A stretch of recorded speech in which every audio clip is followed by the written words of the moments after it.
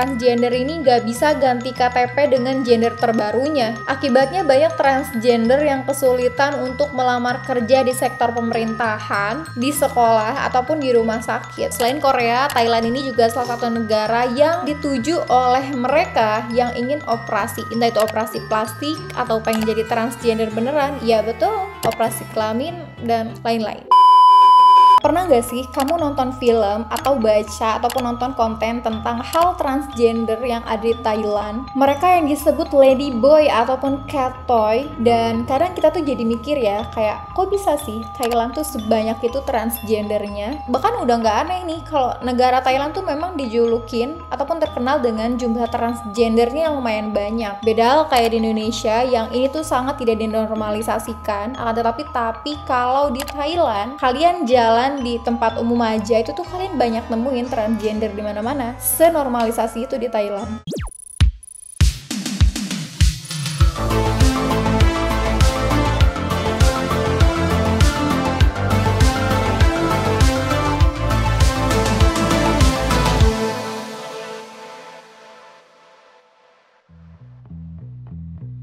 Hai guys, assalamualaikum warahmatullahi wabarakatuh. Apa kabar teman-teman semuanya? Semoga saya selalu dan jangan lupa buat jaga kesehatan terus ya. Oke, kali ini kita bakal bahas tentang satu fenomena yang udah nggak asing lagi ada di negara Thailand. Hari ini kita bakal bahas dari sisi budaya, agama, sosial, medis, bahkan sampai hukum. Kita nggak cuma bakal bahas fakta, tapi beberapa keadaan yang tidak banyak dijelaskan oleh media. So ya, siap-siap kita buka wawasan bareng, kita belajar bareng di videoku kali ini. Tapi sebelum lanjut, yang belum subscribe, boleh dong di-subscribe dulu, karena subscribe itu gratis.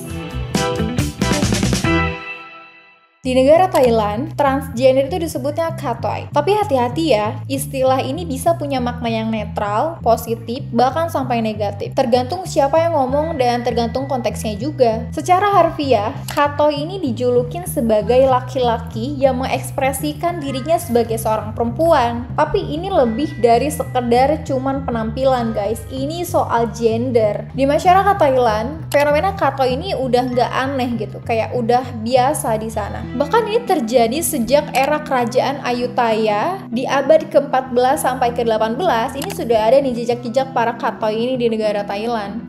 Tapi aku sebenarnya jadi makin penasaran ya, kayak kenapa Thailand gitu. Kayak why? Kenapa? Apa ada sesuatu di sana yang bikin para transgender ini berkembang biak dan marak banget di Thailand ini? Thailand adalah negara yang mayoritas masyarakatnya menganut agama Buddha aliran Theravada. Dan dalam ajaran ini, hidup itu dianggap sebagai sebuah samsara guys. Siklus kelahiran, kematian, dan terlahir kembali. Jadi kalau ada seseorang yang dianggap itu seperti punya kepribadian yang tidak biasa, aka kayak transgender gitu, itu tuh dianggap sebagai hasil dari masa lalu atau reinkarnasi mungkin ya. Bukan dosa, bukan aib, tapi ini bagian dari hidup. Ini yang bikin masyarakat Thailand itu lebih lebih toleransi gitu dengan adanya fenomena dari para transgender ini. Beda hal kayak di negara-negara lainnya yang tentang transgender ini sangat-sangat kontroversial. Bahkan di beberapa desa yang ada di Thailand, posisi katoi ataupun transgender ini punya keistimewaan atau bakat khusus nih, atau punya keistimewaan secara spiritual. Tapi ya kalau menurut aku sih ya tetap aja ya ini melanggar ketentuan Tuhan. Kalau kita dilahirkan sebagai seorang laki-laki ya memang itu gender kita. Kalau kita merubahnya, menurutku ini sangat-sangat mengubah ketentuan Tuhan.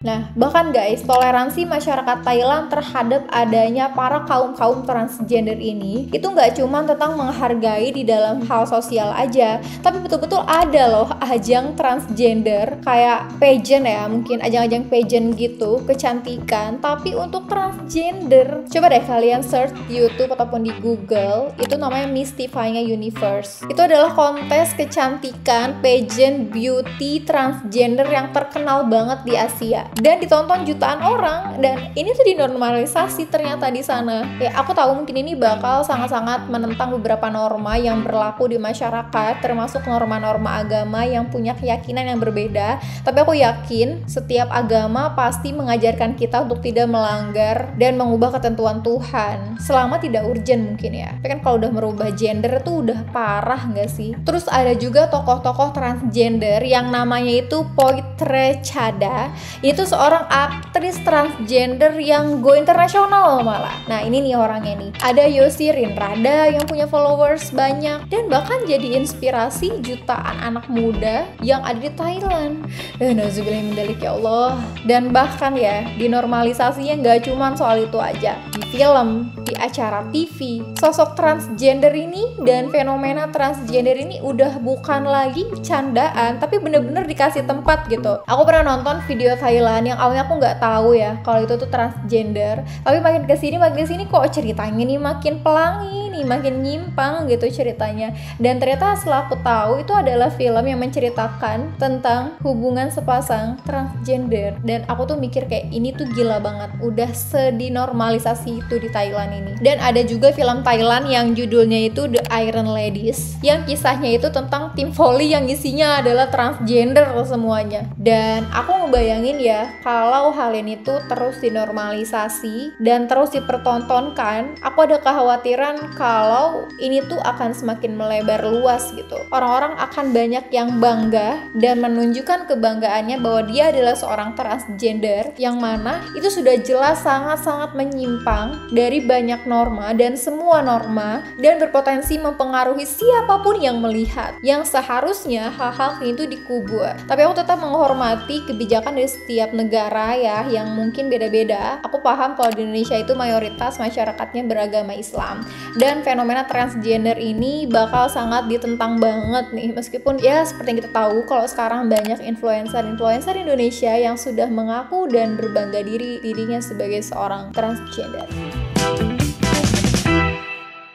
Negara mana yang selalu jadi tujuan buat orang-orang itu operasi? Selain Korea, Thailand ini juga salah satu negara yang dituju oleh mereka yang ingin operasi. Entah itu operasi plastik atau pengen jadi transgender beneran. Ya betul, operasi kelamin dan lain-lain. Intinya Thailand itu udah dikenal banget lah sebagai surganya operasi para transgender. Banyak orang-orang dari Eropa, Amerika, bahkan Indonesia sekalipun yang datang ke Thailand untuk operasi pergantian kelamin, implan payudara, dan terapi hormon. Wow. Salah satunya adalah Rumah Sakit Perica Aesthetic Institute dan Bangkok Hospital yang punya tim ahli dengan standar internasional. Harganya jauh lebih murah dibandingkan operasi di negara barat, tapi kualitasnya itu nggak kalah bagus. Makanya banyak lah yang pergi ke Thailand. Akses semudah ini dengan adanya rumah sakit yang menyediakan operasi untuk para transgender, ya makin enak lah mereka dan makin ngerasa aman mereka.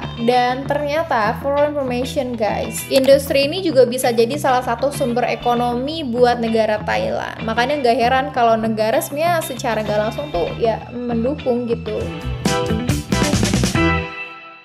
Nah, meskipun secara sosial transgender ini udah cukup diterima dan ramah gitu ya, tapi sebetulnya dari sisi hukum, transgender ini belum sepenuhnya diakui guys. Contoh, transgender ini nggak bisa ganti KTP dengan gender terbarunya. Akibatnya banyak transgender yang kesulitan untuk melamar kerja di sektor pemerintahan, di sekolah, ataupun di rumah sakit. Tapi justru di sektor lainnya seperti hiburan, salon, fashion, dan pariwisata, transgender ini justru sangat aktif dan punya pengaruh yang sangat besar. Bahkan banyak orang yang jadi icon dan ikut komunitas mereka. Nah, transgender di Thailand juga ada beberapa macam nih guys. Nggak cuma tentang perempuan yang jadi laki-laki dan laki-laki jadi perempuan. Yang pertama namanya Katoi. Bisa dibilang ini male to female. Ciri-cirinya lahir sebagai gender laki-laki tapi mengekspresikan dirinya sebagai seorang perempuan. Bisa menjalani transisi secara medis biologis dan bisa enggak juga. Yang kedua ada Tom, istilah untuk perempuan yang berpenampilan seperti laki-laki, aka tomboy gitu. Ciri-cirinya terlahir sebagai perempuan, tapi mengekspresikan dirinya tuh sebagai jiwa maskulin gitu. Dan dia juga banyak berpacaran dengan D. Buat yang belum tahu D, kita bahas selanjutnya. By the way, Tom ini nggak selalu identik dengan keinginan untuk menjadi laki-laki secara biologis ya. Kayak mungkin jenis kelamin itu masih sama, hanya saja pengekspresian jiwanya tuh sebagai seorang laki-laki. Nah, yang ketiga ini ada D, D-E-E. Bisa dibilang, D ini adalah pasangan dari Tom dalam relasi lesbi di Thailand. Ciri-cirinya, perempuan yang berpenampilan sangat feminim, biasanya menjalin hubungan romantis dengan Tom. Ya, betul, perempuan dengan perempuan. Yang satu perempuannya feminim banget, yang satu perempuannya agak maskulin dan merasa dirinya adalah seorang laki-laki. Meskipun secara teknis dia bukan transgender, tapi tetap dibilang ini adalah spektrum gender non-normatif di Thailand. Yang keempat ada T-Thai atau transgender yang male. Identitas ini masih jarang banget terlihat di publik dibandingkan Katoi, tapi jumlahnya tuh justru terus bertambah nih. Ciri-cirinya, dia lahir sebagai seorang perempuan, tapi mengekspresikan serta mengidentifikasi dirinya sebagai seorang laki-laki. Dan sudah jelas kalau dia mengidentifikasikan dirinya sebagai seorang laki-laki, ya betul, dia operasi guys. Yang kelima ada gender queer atau non-biner lokal. Ciri-cirinya, dia tuh nggak pengen dikelompokin sebagai laki-laki atau sebagai perempuan. Kayak kepribadiannya tuh bisa ke kanan ke kiri gitu, bisa kadang perempuan, bisa kadang laki-laki. Dan gairah seksualnya pun bisa dibilang bisex mungkin ya. Yang keenam, ladyboy. Istilah ladyboy ini bukanlah istilah lokal guys, tapi istilah yang diberikan kepada mereka transgender yang turis gitu. Dan perlu dan penting untuk dipahami, meskipun banyak istilah lokal di sana, tidak semua transgender di Thailand menggunakan label ini untuk diri mereka sendiri. Sistem identitas gender di sana itu beda banget sama sistem identitas gender di barat. Tapi meskipun begitu, legalitas transgender itu tetap terbatas guys. Jadi bisa dibilang fenomena transgender ini udah bukan hal aneh ya di sana. Kayaknya kalau misalkan kalian jalan-jalan ke Thailand juga kalian tuh bakal terbiasa ngelihat para transgender ataupun orang yang bertingkah seperti kebalikan dari gendernya